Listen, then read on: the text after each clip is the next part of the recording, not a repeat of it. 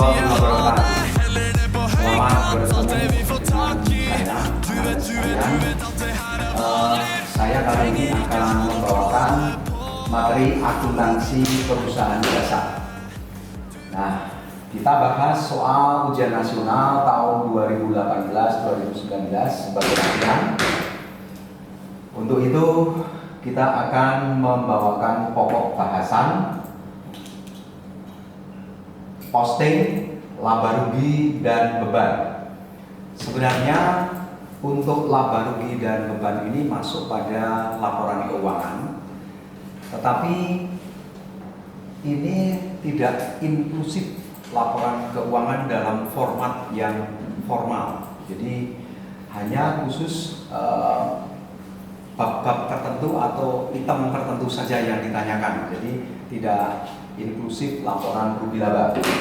Nah, untuk posting ini kita akan melakukan posting dengan dasar jurnal umum karena ini adalah perusahaan jasa. Nanti dilihat pada solusinya pada buku besar. Jadi posting itu adalah pemindah bukuan dari jurnal ke buku besar.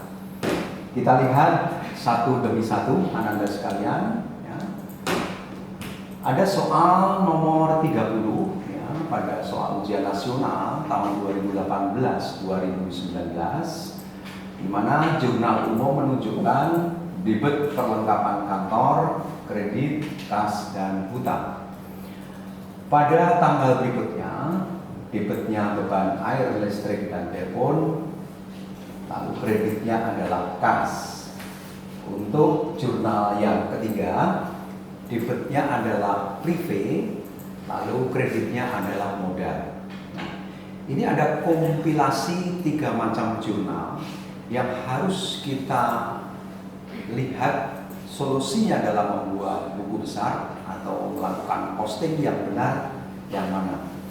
Kunci untuk menyelesaikan masalah ini adalah bahwa walaupun ini banyak transaksi, tetapi Ananda sekalian harus mencermati penempatan debit dan kreditnya. Ingat, penempatan debit dan kredit pada buku besar ya, ini terbagi beberapa kompartemen, yaitu debit dan kredit itu sendiri dan saldo debit dan saldo kredit. Jangan membuat kesalahan dengan cara membukukan secara konsisten. Contoh, kalau di sini 10, ini straight, ini mestinya 10. Nah, kalau di sini 7, ya, maka ini berarti banyak debitnya. 10 kurangi 7, ini ketemu 3 karena banyak debit. Tetapi ingat, ketika ini saya isi angka 4, lihat ya, ini tidak ada, maka ini debit 3, di sini ada kredit 4, maka selisihnya lebih besar kredit, sehingga ini ketemu 1. Tidak ada tanda minus, sebab ini sudah menunjukkan kredit. Nah, kita lihat pertanyaannya seperti apa. Kita lihat. Posting ke buku besar yang benar adalah, ya, lihat ya. Jadi ada beberapa buku besar di sini, A, B, C, D, E. Kamu diminta untuk melakukan posting yang benar. Bagaimanakah kita melakukan analisa dari soal tadi untuk menentukan atau mengidentifikasi jawaban yang benar? Lihat pada pembahasan. Ya. Untuk perlengkapan kantor diposting di debit, itu angkanya sebesar 5.500.000. Tetapi saldonya di kredit. Ini berarti ada inkonsistensi karena sumbernya di debit kok saldonya ada di kredit. Berarti yang A itu salah. B, kas diposting di kredit 3,5 juta dan juga postingan tanggal berikutnya ada di kredit sebesar 700.000. Ini artinya kredit dengan kredit ya.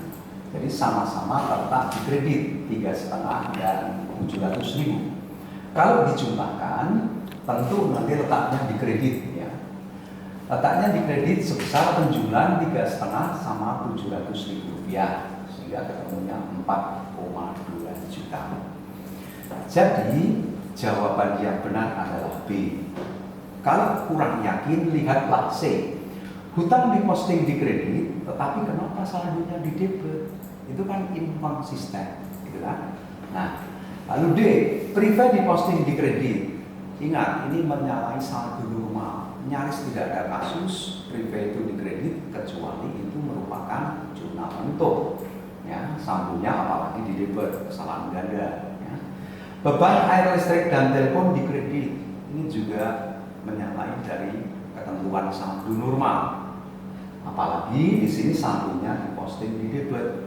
Jadi jelas ABCD ini yang benar kita lihat adalah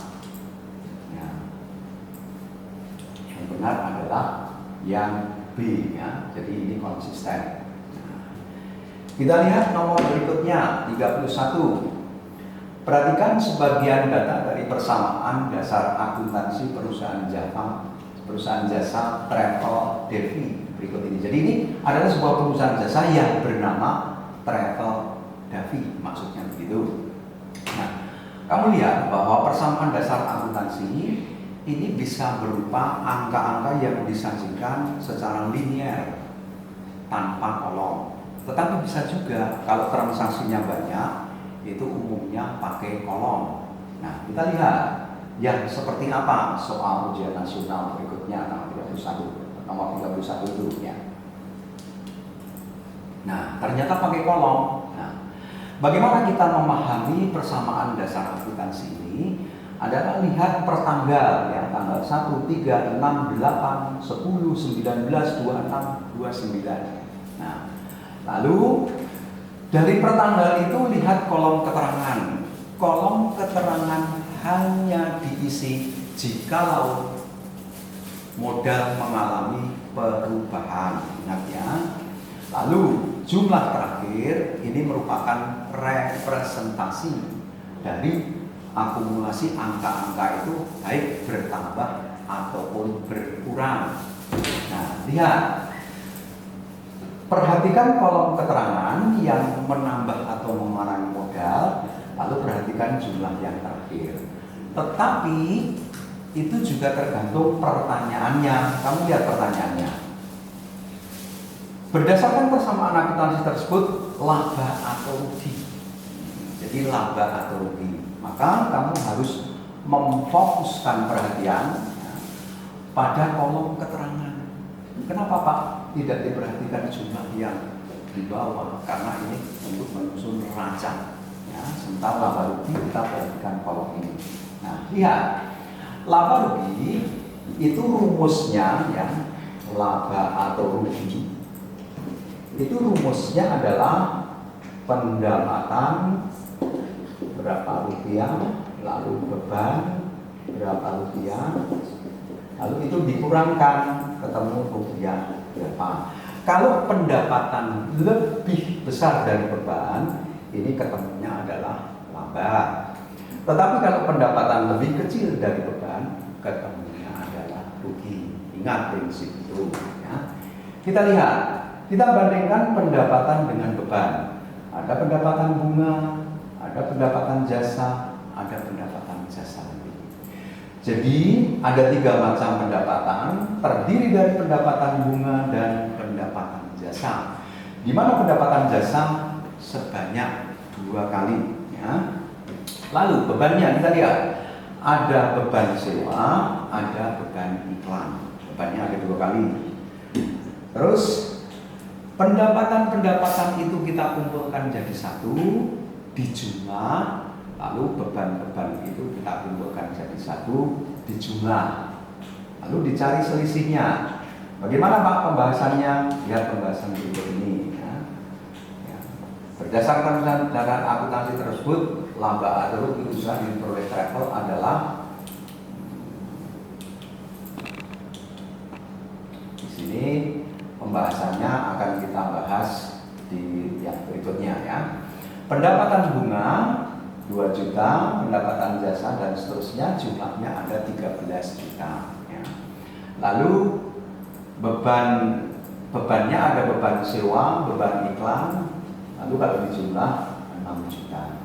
Maka jumlah pendapatan 13 dikurangi jumlah beban 6 juta ketemu 7 juta. Karena pendapatan lebih besar dari beban, ini berarti laba ya. Jadi jawabnya adalah laba 7 juta. Adakah di sana labanya 7 juta? Ternyata ada ya. A. Jawabannya adalah A. Sudah jelas Anda sekalian? Baik, kalau sudah jelas kita lanjutkan berikutnya ya. Ini kunci jawabannya A ya, sudah jelas. Nomor 32, perhatikan data keuangan dari Bengkel Makmur berikut ini. Ingat, Bengkel Makmur masih berkonsep perusahaan jasa ya. Berikut ini modal awal ada 155 juta, privé 5 juta, pendapatan 60 juta, modal akhir 190 juta rupiah. Berdasarkan di atas, jumlah beban yang dibutuhkan Bengkel Makmur adalah, kamu harus memahami soal ini, lalu pertanyaannya juga dipahami, jumlah beban yang dibutuhkan. Maksudnya apa? Maksudnya dalam data yang lengkap itu mesti ada modal awal, privé, pendapatan, modal akhir, dan beban ya.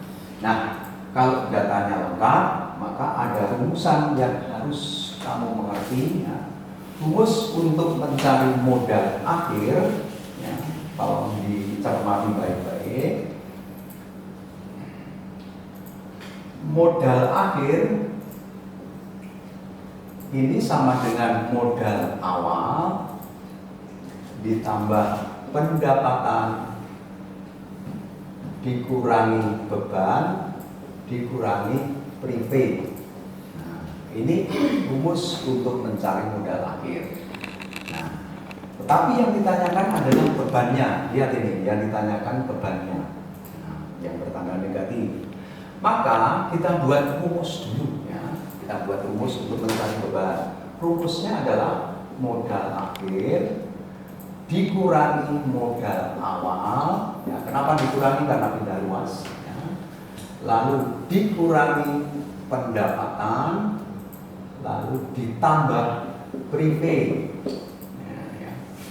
Jadi sekali lagi, modal akhir dikurangi modal awal dikurangi pendapatan, ini pindah ruas, lalu ditambah privé. Ini sama dengan beban negatif ya, negatif beban. Maka supaya jadi positif, ini berarti main modal akhir begitu ya, plus modal awal, lalu plus pendapatan main privé. Nah, ini sama dengan beban. Jadi tandanya kita balik semua, karena ini jadi negatif jadi positif ya. Nah, sehingga ini sama saja kalau ditulis begini Anda sekalian, sama saja kalau kamu tulis modal awal main modal akhir ya, lalu tambah pendapatan main privé, ini sama dengan beban. Jadi rumusnya dulu dipastikan benar. Nah, kalau sudah begitu, maka kita akan melihat pada pembahasannya. Ini option jawabannya ada jumlah beban yang benar adalah sekian gitu ya. Jadi ini option jawabannya. Nah, bagaimana pembahasannya? Lihat rumusnya ya. Jadi beban sama dengan modal awal dikurangi modal akhir tambah pendapatan kurangi privé. Nah, angkanya tadi di breakdown sehingga beban sama dengan modal awalnya 155 juta, terus dikurangi modal akhir 190 juta, ditambah pendapatan 60 juta, dikurangi privé 5 juta rupiah. Nah, ketemunya berapa Pak bebannya? Ketemunya adalah 20 juta rupiah. Nah, ini kurang 3 Anda sekalian ya. Ini Pak Guru dikoreksi ya, ini kurang 3. 20 juta rupiah ini ketemunya. Jadi jawabannya 20 juta rupiah. Kita lihat adalah D ya. Jawabannya 20 juta rupiah berarti D. Demikian Ananda sekalian paparan mata pelajaran akuntansi untuk kali ini saya cukupkan sampai di sini. Semoga Ananda paham dan mengerti dan bisa untuk mengerjakan soal-soal berikutnya. Untuk itu jangan lupa anak-anak sekalian ya, tolong dikerjakan soal nomor 33 sampai